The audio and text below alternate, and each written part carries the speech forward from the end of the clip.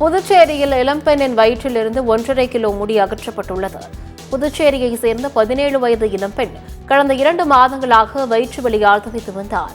இந்த நிலையில் தனியார் மருத்துவமனையில் அனுமதிக்கப்பட்ட அவரை மருத்துவர்கள் சோதனை செய்தனர். அப்போது அவரது வயிற்றில் நூல் போன்ற பொருட்கள் இருந்தது தெரியவந்துள்ளது.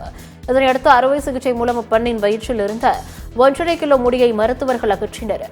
உளவியல் பாதிப்பு காரணமாக கடந்த ஓராண்டாக இளம்பெண் தலைமுடியை சாப்பிட்டு வந்த நிலையில் தற்பொழுது அவருக்கு மனநல ஆலோசனை வழங்கப்பட்டு வருகிறது.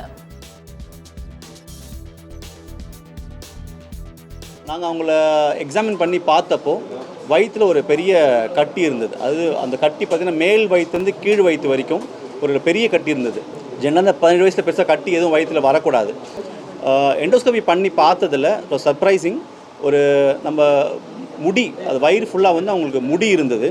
அந்த முடி ஒரு பால் மாதிரி ஃபார்ம் ஆகி வயிற்றுக்குள்ளே இருந்தது. ஆக்சுவலாக அந்த முடியை பிக்கிறது ஒரு ஸ்ட்ரெஸ் குறைக்கிற ஒரு ஸ்ட்ரெஸ் பர்ஸ்டர் மாதிரி அவங்களுக்கு இருக்கும்.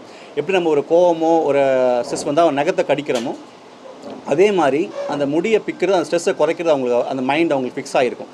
ஒரு 100ல் ஒரு 10-20 பேர் என்ன பண்ணுவோம், அந்த தள்ளிருந்து பிக்கிற முடியை சாப்பிடுவாங்க, முழுங்கிடுவாங்க. அவங்களுக்கே தெரியாமல் அதை முழுங்கிட்டே இருப்பாங்க ஆக்சுவலாக. ஸோ இந்த கண்டிஷன் பேர் ட்ரைக்கோபெசார்.